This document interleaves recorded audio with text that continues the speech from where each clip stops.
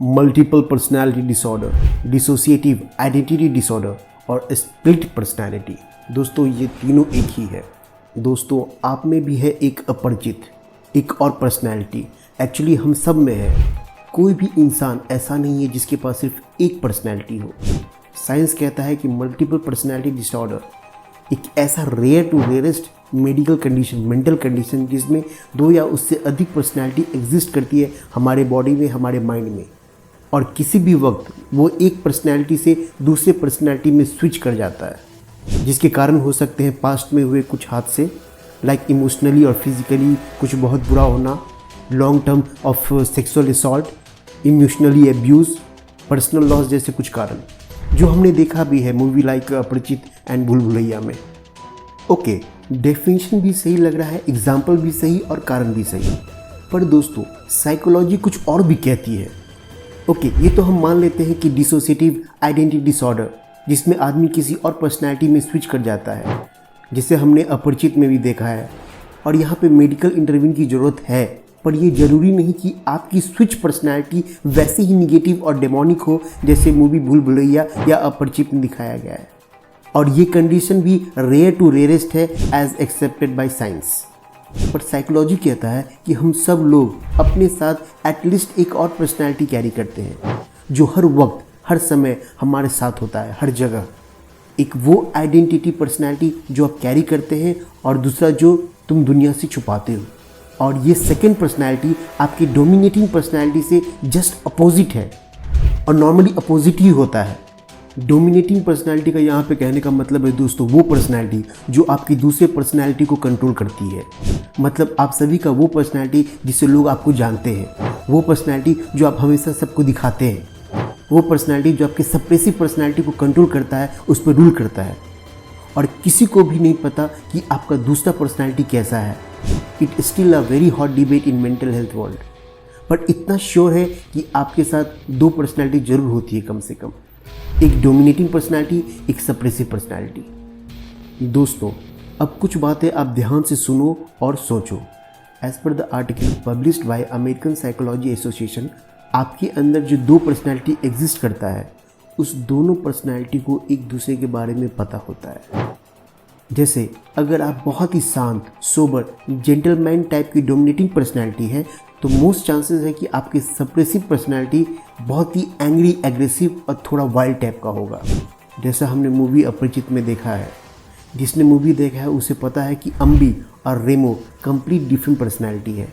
बोले तो अम्बी के जस्ट अपोजिट रेमो। पर इसमें जो नहीं बताया गया है वो है आपकी एक पर्सनैलिटी को पता होता है कि उसमें एक और पर्सनैलिटी एग्जिस्ट करता है। मतलब दोस्तों आपको पता है कि आपके अंदर एक और पर्सनैलिटी है। हम लोग में कितने लोग ने अपने सेकंड पर्सनैलिटी को कॉल भी किया है, टाइम टू टाइम उसको दिखाया भी है, टाइम टू टाइम उसे बुलाया भी है, जस्ट टू एक्सपीरियंस वो पर्सनैलिटी हमारा कैसा है। पर चूंकि आपका जो डोमिनेटिंग पर्सनैलिटी है वो उस पर कंट्रोल करता है, तो आप जब भी चाहते हो अपने सप्रेसिव पर्सनैलिटी को वापस भेज देते हो। You can easily send your personality back.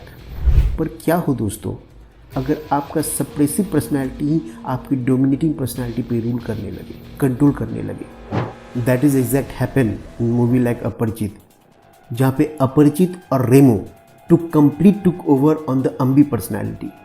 अम्बी का जो पर्सनैलिटी था वो था उसका नेचुरल पर्सनैलिटी, जो वो अपने बचपन, अपनी चाइल्डहुड से कैरी किए हुए था। वो था उसका डोमिनेटिंग पर्सनैलिटी।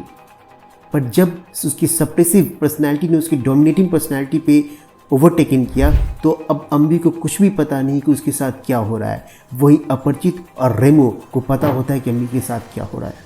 और दोस्तों ये एक ऐसा सिचुएशन हो जाता है जब आपको मेडिकल इंटरव्यू की ज़रूरत पड़ती है। तो दोस्तों यहाँ तो मैं समझ गया कि डोमिनेटिंग पर्सनैलिटी क्या है, सप्रेसिव क्या है, क्या होता है जब सप्रेसिव डोमिनेटिंग के ऊपर रूल करने लगती है। पर ऐसी सिचुएशन आती कब है? तो दोस्तों आपने ये बहुत जगह कहते सुना होगा कि इस हादसे के बाद यह पूरा बदल गया।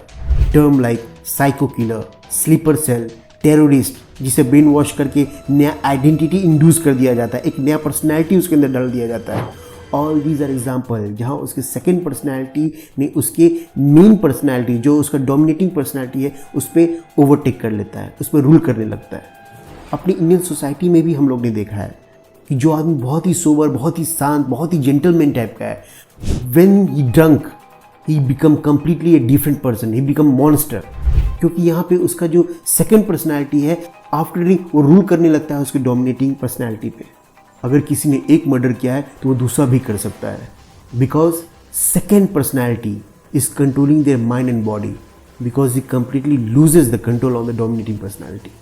तो दोस्तों अभी तक हम लोग ने ये जान लिया है कि we all have more than one personality, और जो हमारा डोमिनेटिंग पर्सनैलिटी है, जो हम लोग कैरी करते हैं, जो हम और आप अभी हैं, वही आपके सप्रेसिव पर्सनैलिटी को कंट्रोल करती है। But what psychologist says, you have to get the complete control on your mind and body and your suppressive personality। आपको अपनी दूसरे पर्सनैलिटी पे कंप्लीट कंट्रोल रखना होगा कि आपका दूसरा पर्सनैलिटी आपके मेन डोमिनेटिंग पर्सनैलिटी पे कभी हावी ना हो, उस पर कभी कंट्रोल ना पा सके। And park your suppressive personality somewhere in a very relax mode in your memory. अपने ब्रेन में कहीं उसे पार्क करके भूल जाओ। और यही ज़रूरी है कि हमारा दूसरा पर्सनैलिटी है उसको हम लोग कम सोचें और कम रिकॉल करें। Person should have only one personality to rule. Hope दोस्तों आपको ये वीडियो इंटरटेनिंग एंड एंगेजिंग लगा होगा। तो फिर मिलते हैं एक नए टॉपिक के साथ। Thank you.